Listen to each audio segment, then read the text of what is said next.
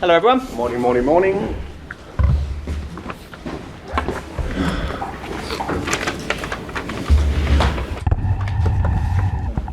Morning, morning, morning. Morning, morning. Morning, morning.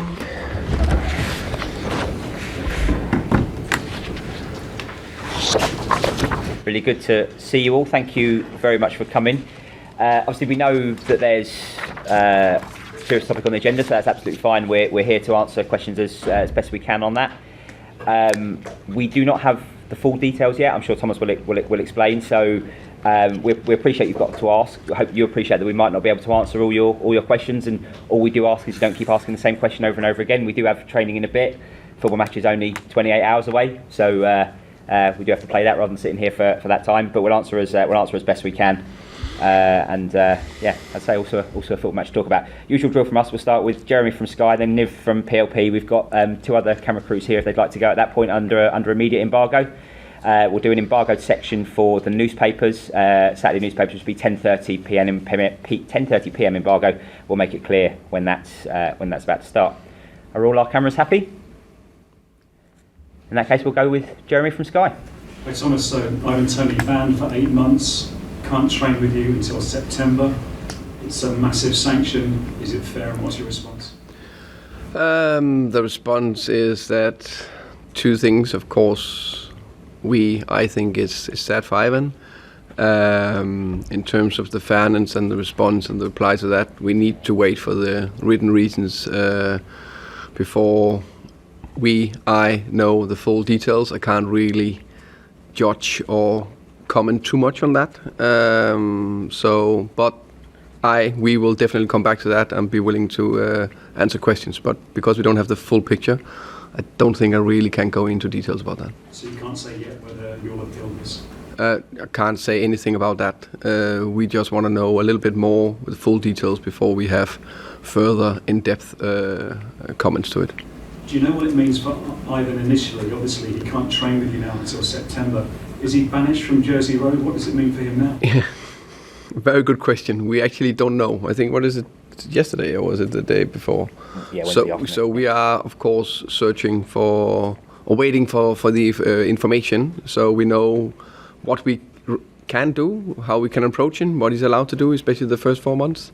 One thing is for sure, we'll do everything we can to be there for him, support him, beware of the mental health in it. Of course, he's done some mistakes, but we need to be there and want to be there for him and help him. We just need to know what we are allowed to do. Have you spoken to Gareth Southgate at all, and what do you think this means for his England career? Because it's a hammer blow to that too, isn't it? Yes, it is, but I haven't spoke to Gareth about it. It gives you a 20-goal problem as well, doesn't it? 20-goal Premier League strikers don't come around so often. Does that mean now that you go into the market? I mean, what does it mean too for his future with Brentford? His future is with Brentford. That's the thing. There's no doubt about that. The thing is that instead of a problem, I like to call it a challenge. We were, for various reasons, prepared for what will happen if someone in the front line will leave us, and that's why we are very keen on signing Sade in January window. So now we have 4 players that clearly can play the front three. Sometimes we play with 2, sometimes we play with 3. In Sade, Brian, Wissa, and Keane Lewis Potter. Plus we have Justice Silva that can play to the side. Plus we have Dams that can play to the side. So we actually think that we in-house have some good replacement in Wissa and Kevin Sade. We actually spoke about it after the game against West Ham. Every single time that Wissa have to step up, he scores. So he scored against Liverpool when he stepped in instead of Ivan. He scored against West Ham when he had to step in instead of Ivan. Hopefully he'll score again tomorrow when he step in instead of Ivan. And I think that Kevin Sade probably definitely as good down the middle as he is to the side. Of course, he's young. Regarding what we do in the summer, we don't know yet. That's something we need to consider if it's enough with the 4 we have. he says he's naturally disappointed, which sounds like a bit of an understatement. He must be devastated. I mean, what's he been saying to you? No, of course I've been in contact with him in a way. No, first and foremost, of course, he's disappointed and sad about the situation. But sometimes when you're waiting for you're waiting for what is the sanction going to be, so that uncertainty is probably the worst thing. Now at least we know what it looks like. Thomas says the wider issue here too, isn't there, about gambling and football, because it appeared he had a betting problem, and obviously there are big links between betting in the game and advertising. What would you say about that, and how big is this problem?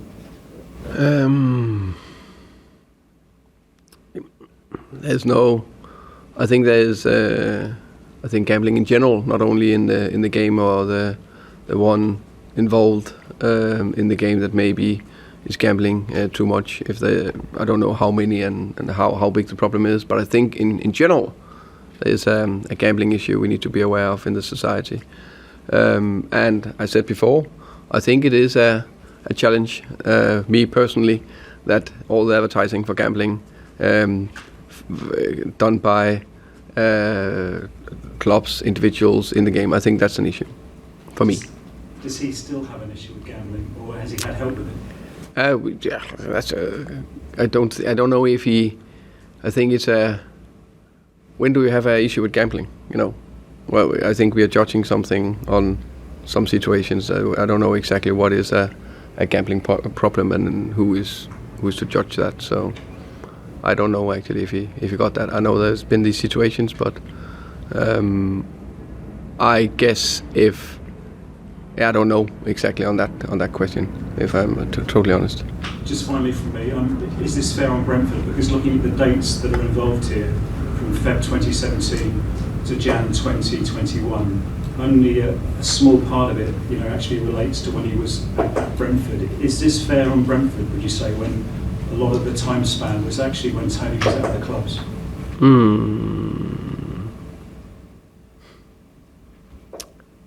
I'm more the kind of person. It is what it is. We need to deal with it. Every single time for whatever reason we have, mostly if we sell a player or a big injury, we manage it and we deal with it and we find a replacement. And many of the situations inside the club, and hopefully we'll do the same again. You're welcome. Nip. Hi, Thomas. Hi. Morning. Team news, please. Every weekend. Ivan is out.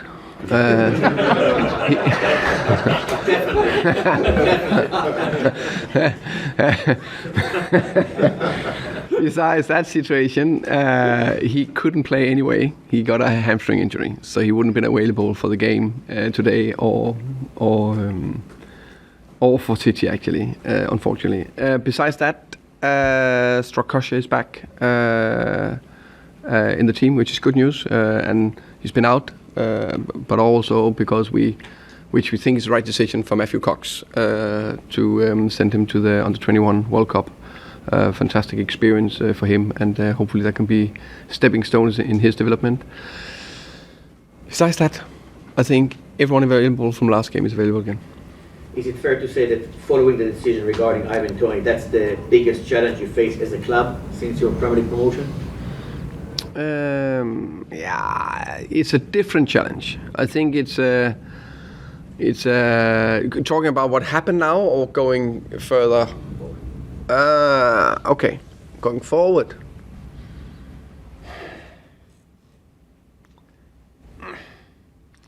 I don't know if it's the biggest, but of course, I think, like Jeremy said before, how do you replace 20 goals? That's the challenge. And Ivan is a proven goal scorer. We had a similar situation in Championship where we had to replace 25 goals in Championship with Neil Maupay, and we didn't buy a striker. We just converted or transformed Ollie Watkins from being a winger to a 9, and he then scored 28 goals. So maybe we can do that with Wissa or Kevin, and they score 21 goals. We never know. Of course, it's a challenge, but it's a challenge we're up for. Plus, we know that as a football coach, you need to be adaptable. You need to be ready to adjust and touch wood. Sometimes you get injury to some of your key players, and sometimes they're out for 8 months with a ACL, and you need to find a player in the squad that can step up and change the dynamic. During challenging times like this, do you see it mainly as a personal leadership required from your point of view, or how, as a club, you can respond and give everyone a lift in terms of the spirit? So, in this situation, about Ivan or the rest? About Ivan, I think it's definitely a personal leadership. I think for me, for the club, that we can do everything we can to make sure that he is in a good place. I think in life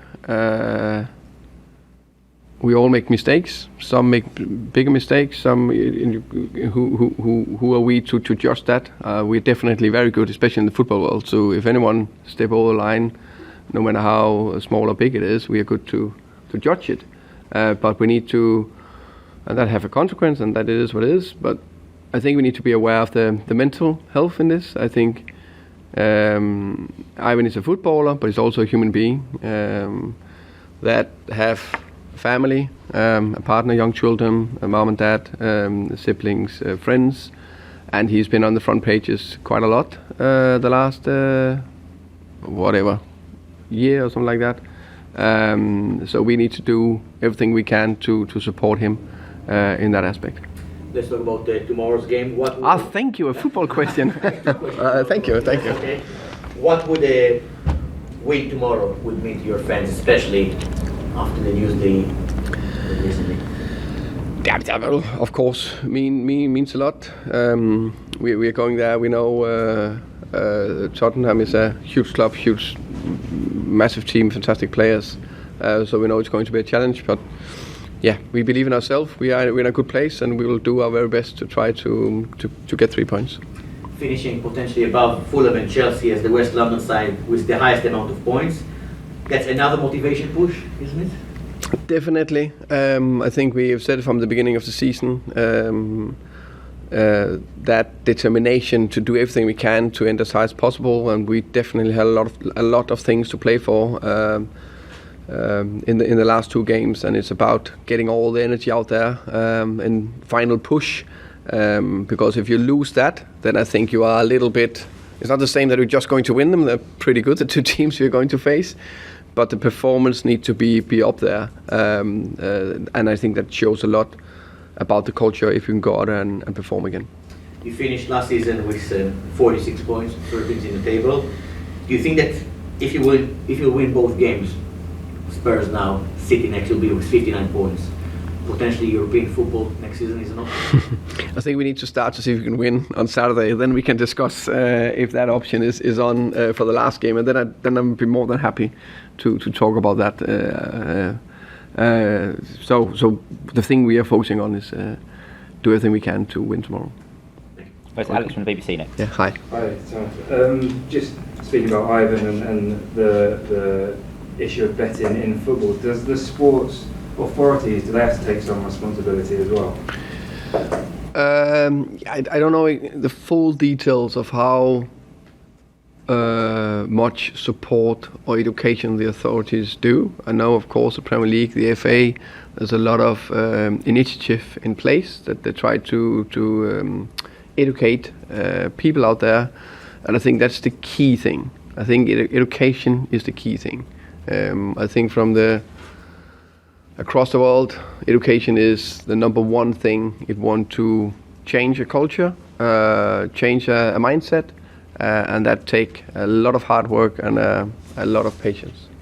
I know you said Ivan wouldn't have been fit for this weekend. Just wondering what you thought of the timing of the ban with just 2 games to go.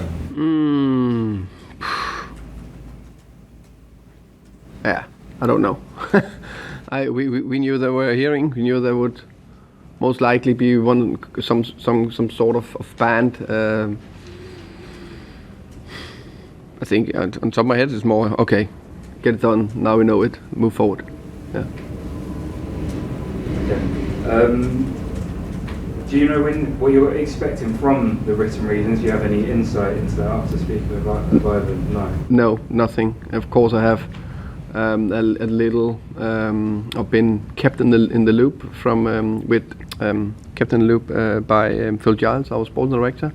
But it's him and the lawyers and Ivan and lawyers that have been dealing with it. I just try to manage a football team that are playing in the best league in the world, and try to make the team performing. So I don't know enough about those details, but when we know it, as I said earlier, I'll be more than willing to come with our thoughts and comments on the ban. We saw yesterday's story that the FA is going to apply the ban globally. Was there any thoughts from inside the club that maybe Ivan could have gone on loan somewhere outside of the country? No, actually, no. Yeah. Dan from ITV. Hi. I just wanted to ask, you said that you've spoken to Ivan. How is he? He's okay.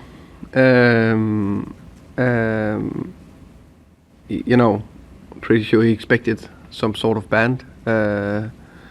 So I think, as I said before, it's more okay. Now he knows the full consequence of sanction. And then it's maybe easier to deal with. The uncertainty is always that little worrying thing, I think, for all of us. So now it's done, and he's got a very good mindset of, okay, it is what it is, and then move forward. Can I also ask, are you confident that Ivan is the only player in the club that is affected by this, that could have been gambling? Is that something that you've been then looking at, given that you've discovered this about Ivan? I think we are pretty confident that all our players, including Ivan, are good people, good players, good values. I think, like with everyone in society, you only know them 95%. You don't know exactly what's happening outside, but I think we have a pretty good feeling of everyone in the squad. So you feel confident that nobody else is gambling within Brentford football? Feeling comfortable, but I learned in football you can never be 100%. Okay, does anyone else have anything for a media embargo, Jay? Yes, just a couple more from me, if that's okay. Hi Thomas, hope you're good. I just wanted to know, has Ivan had the opportunity to actually speak to his teammates about what's happened since the ban was announced? I don't know, because we got it Tuesday, Wednesday afternoon, and we were off yesterday, so probably not. I guess they have been in contact with him if I know them well enough. There's a good connection, friendship, culture among inside the group. My next question was going to be about the teammates that have been support, but you kind of answered that. So yeah. Okay. Anything else immediately? Yes. Hi Thomas. Hi. You're relieved to know this is not Ivan related, it's more related to you. So yesterday the nominees for the Premier League Manager of the Season were announced. Given Brentford's incredible season, do you perhaps feel that it's a little... do you feel... sorry, it's a bit early in the morning. Just disappointed that I'm not nominated.